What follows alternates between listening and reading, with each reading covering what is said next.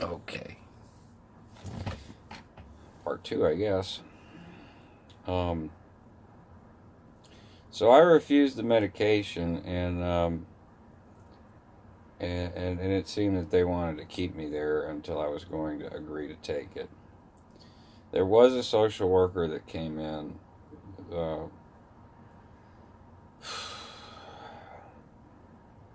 who explained the rights of a patient, and I knew most of them. There were a few I didn't, but I didn't. I figured out that in 1996, your general consent form that you have to sign, otherwise you can't. If you're committed, which I was when I was 15 or 16, you'll be sent to jail. So you have to sign the general consent form. But up until 96, they were allowed to use ECT on you, electroconvulsion shock therapy. And that did happen to me when I was a teenager at a hospital. And I did not consent to it. I signed the general consent form, but that was whenever I was taking medicine and trying to give it a chance and whatever. But I was so out of my sorts that I was just a zombie. I sleep all day. I can't imagine trying to function in the real world with that. No. It was a pretty big disappointment that I got committed, but I understand why. I was talking to my therapist. She was concerned about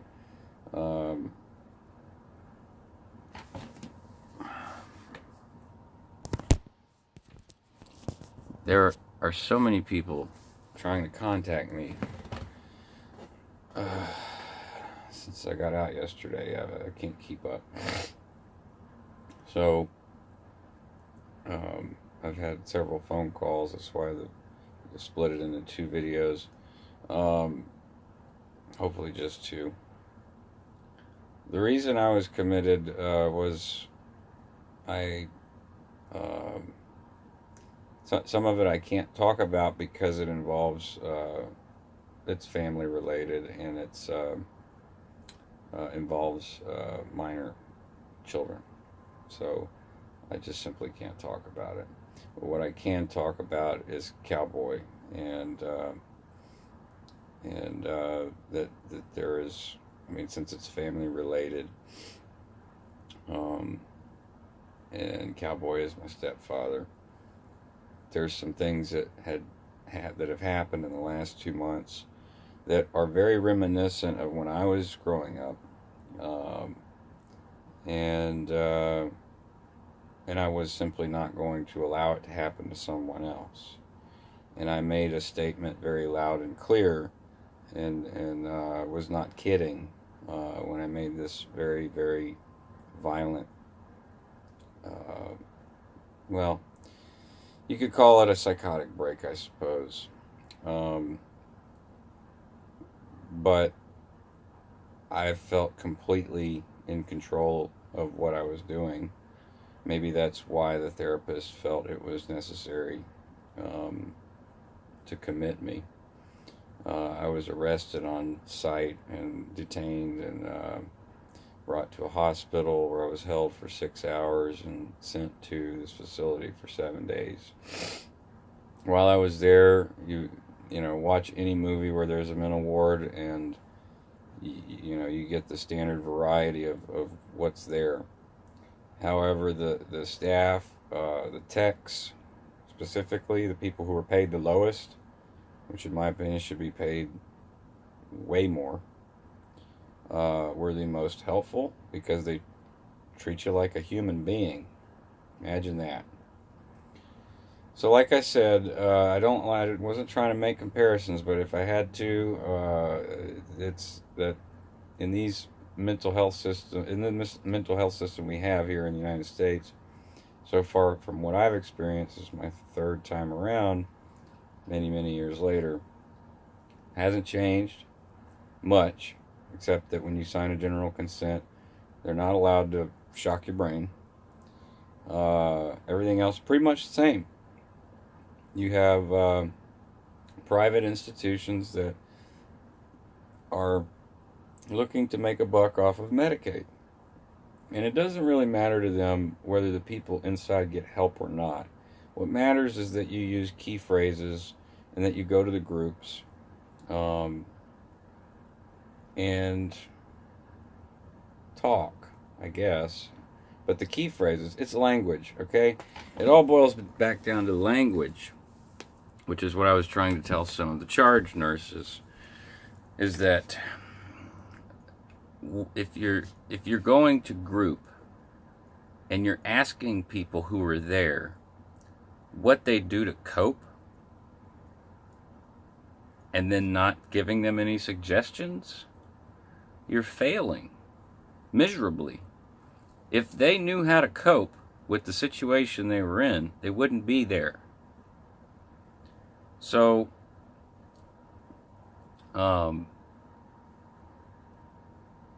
shared that. I shared how I cope, how I have coped throughout the years through sublimation. And believe it or not, this person did not, and this is not a social worker, this was someone, not that I know of, this was someone who was the doctor's assistant. Someone supposedly very qualified. Did not know what sublimation was in regards to coping.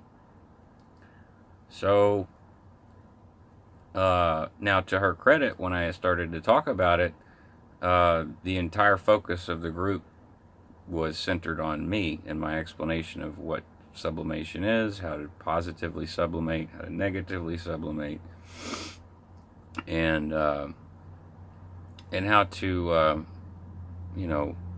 use your thoughts, how to not control your thoughts, but how to think or not think, how to let things go, how to meditate, how to pray, stuff like that. Stuff some people already knew, but I was just giving examples of sublimation, which she did not know what it was.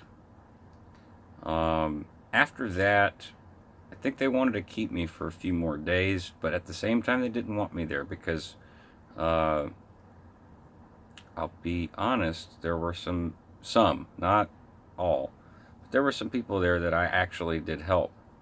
I had I didn't resist.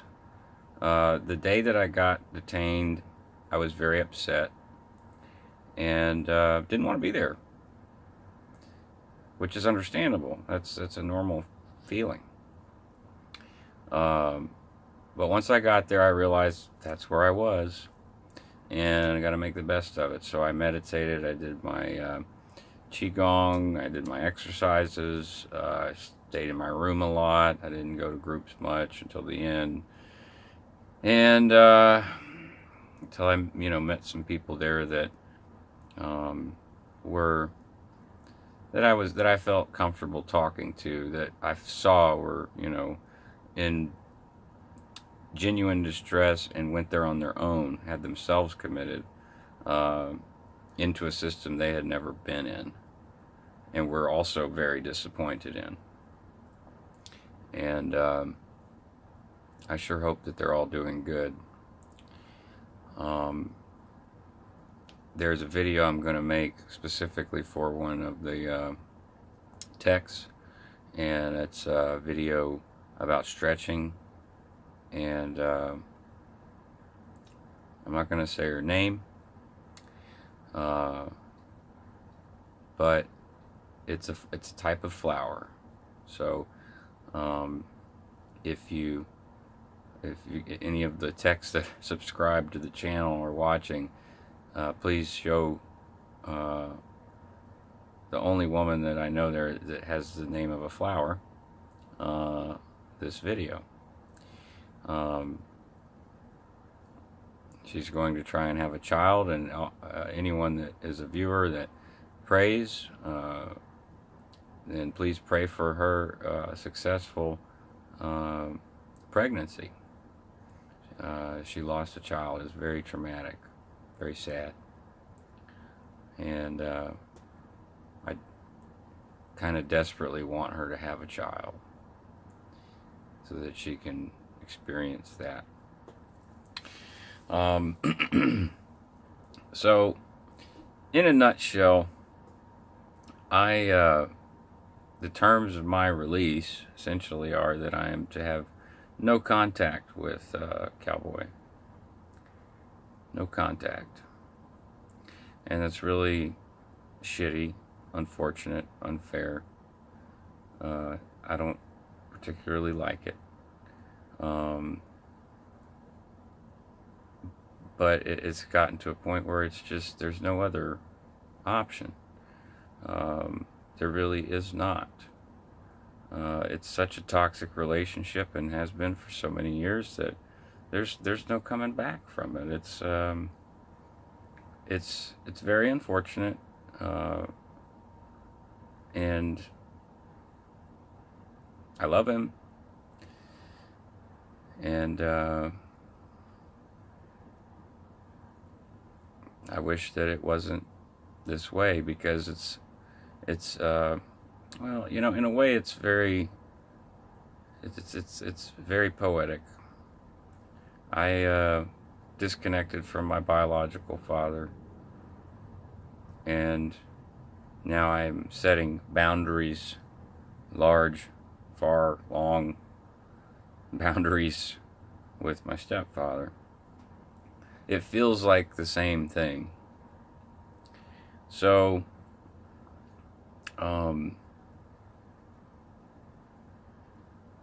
except in this instance, it feels actually healthier. So I can't say much good about our mental health system. I really can't. It was a real test. It was a free 7-day meditation for me, which was very good for me. That wasn't really the I wouldn't attribute that to the mental health system. Many people go in there and lose their mind. We had someone escape the facility while we were there, and I think there was one takedown.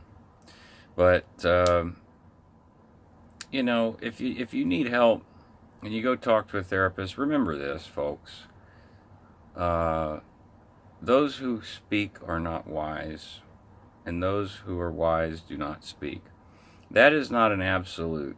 What that means to me is there are things you should keep to yourself. And I'm not good at that, clearly. But it's hard for me to, I'm a bad liar. So, when I talk to my therapist, I tend to tell her the truth. It's like I did my attorney. My attorney actually commented and said, "You're too honest. That's going to hurt you." I don't really care. That is what my dad, my biological father, instilled into me, or tried to, for many, many years, through his own example. By example, he told me the truth. He told me the truth. There were things I didn't want to know, or the things that would potentially hurt me emotionally, but he never pulled any punches with the truth. And I feel like that is a virtuous thing, and a way to live, by telling the truth. So, any of you guys who were concerned or worried about what's been going on, disappeared, that's what happened. I went to therapy, got committed. I'm going back to the therapist. Hopefully, she won't commit me again. I am not suicidal. I am not even homicidal. I don't want to hurt anybody. But there are times when any person can snap. And I had snapped. It just happened a couple weeks prior to my session. And I had told my therapist about it. We had gotten caught up on some stuff, and I told her about it. And she had to do an evaluation. And that's where it led, was to being committed. So, that's the disclaimer. I'm not suicidal or homicidal. In fact, I was trying to explain to her how I got through the suicidal ideation, and how I do that on I wouldn't say a regular basis, but when it happens, I find a way out through sublimation. And yeah.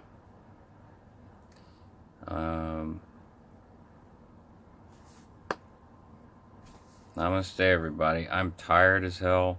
Didn't sleep well yesterday. Had to go to the trailer to get some clothes. Stayed at a friend's house last night where nobody knows where I'm at. Like, nobody knows where his place is, which I like. And the studio is also in a very clandestine location. So, there's a theater production that the studio is doing, and it's Sleepy Hollow. It's a local theater, community theater. I'll be doing the sound and music for it, and when that's over, I'll be commuting bi-weekly from New Orleans back here to the studios and to Beaumont. We're doing a lot of traveling, and if you guys like the streams where I play and in the studio we're recording, think of it as me being on the street. If you can throw me a couple of bucks, that'd be just as good as passing me on the street and throwing $1 in my hat. I could really use it right now, and I am rebuilding, so to speak. So things are on track with the studio. It's just I want enough content to be able to launch the studio and the channel with enough so that we have breathing room, just like a network does. They'll backlog content and then launch, and then they have stuff to fall back on and continually release. So that's the preparation process. Can take as little as 6 months or a year, depending on your crew. My crew is very good, but life is life. You got to do other things, So, but my focused task is to manage these projects. So, I'm getting a warning that I'm running out of time. So, I love you guys. Namaste again. Namago.